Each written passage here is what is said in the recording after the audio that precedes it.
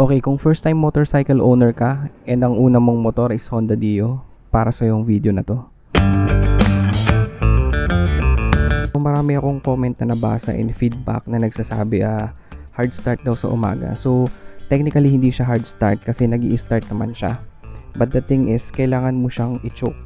Okay, so choke start ang tawag doon kasi nga cold start tayo sa umaga or kapag medyo matagal nating hindi nagamit kahit pa within the day. So yun yung nagpapataas ng konti ng RPM sa idle sa pag-start natin. Gagawin nyo yung choke hanggang sa medyo uminit ng konti yung makina at mag-stable yung RPM. And then mga 1 minute or more, walang 2 minutes, pwede nyo nang tanggalin yung choke. And normal na yung idle speed niya kasi medyo uminit na ng konti yung makina. So hindi nakakasira ng makina yun. It's normal sa mga carbureted na motor. May mga carbureted na motor na hindi mo na kailangang i-choke. So most likely yun yung mga motor na may auto choke feature. So yun, pag start mo sa umaga, okay na, stable na yung minor niya na mataas ng konti. Then pag uminit yung makina, bababa ng konti yung minor niya sa normal idling speed. So yun yung mga may automatic na choke. So itong sa atin, Honda Dio, hindi siya automatic. Huwag kayong maglala, ganun talaga, normal siya sa umaga sa cold start or kapag matagal mong hindi nagamit yung motor. So hindi naman ilalagay dyan yung choke feature kung hindi yan kailangan. So for me, hindi siya hard starting. So nag-i-start siya, just so happen na mamatay yung makina kasi nga malamig pa. Okay, so sa mga carbureted engine, para makuha mo talaga yung magandang performance sa umaga or sa bago mo siya gamitin, painitin mo ng konti yung makina. It's normal, okay lang yun. Takong tip sa inyo kapag nag-start kayo sa umaga, kapag cold start or kapag matagal yung hindi nagamit yung makina, ikinikik ko ng twice or 3 times itong kickstarter. Naka-off yung susi, tapos ikikik ko ng 2 or 3 times to, at least sa umaga or kapag matagal ko hindi nagamit. The reason behind that is gusto kong mag-circulate muna yung engine oil. Gusto ko may ma-activate yung oil pump para umakyat yung langis papunta doon sa ating mga valves, no. So bago mo i-start, so yun yung practice ko.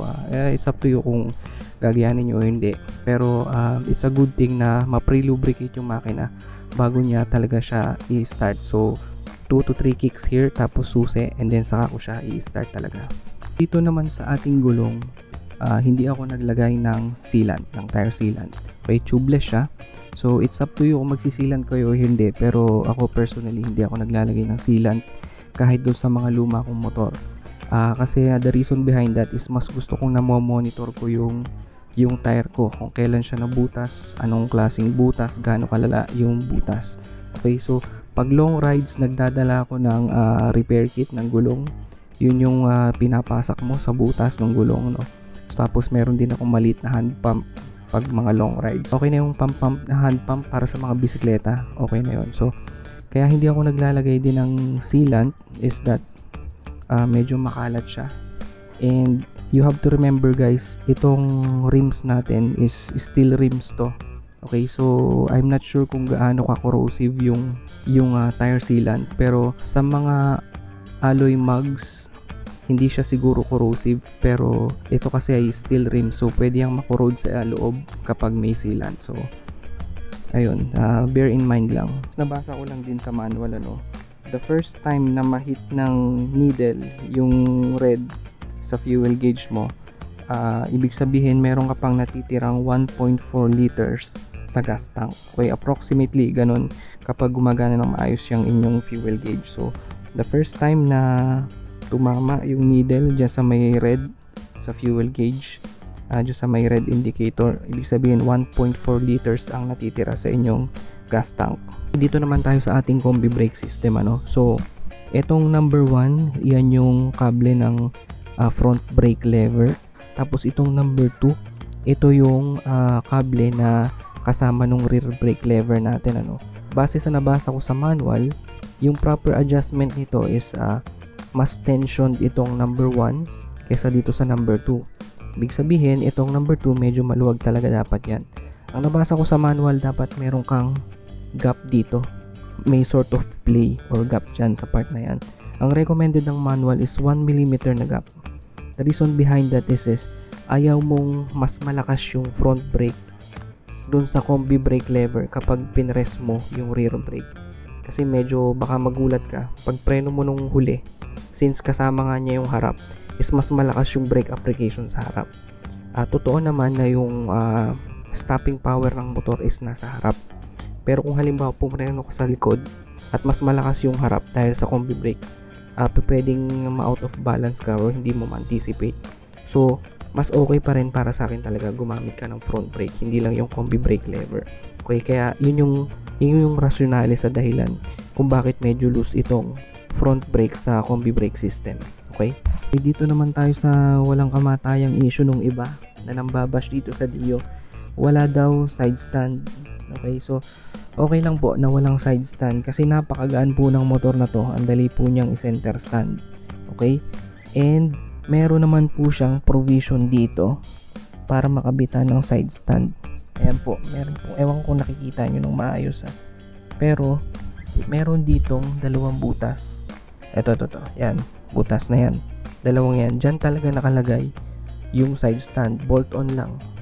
Okay? So, hindi nyo kailangan magpa-welding or hindi masisira yung warranty nyo dyan dahil bolt on lang. Fabricate lang ng bracket, then side stand, then kabit lang dyan. So, para sa akin, hindi napakalaking issue na wala siyang side stand para hindi ka bumili nito kung gusto mo talaga. Yung side stand po, nagkakahalaga ng 500 to 1,000.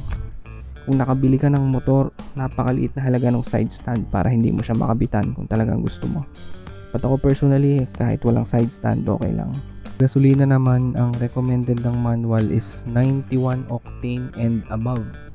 Okay, bakit 91 octane lang and above? Kasi po, ang compression ratio ng ating makina is, kung hindi ako nagkakamali, is 9.1 something, 9.1 lang. Wala siya sa 10, hindi siya 11. So, yung 9.1 compression ratio, considered po yan as low compression pa. Hindi siya high performance na engine.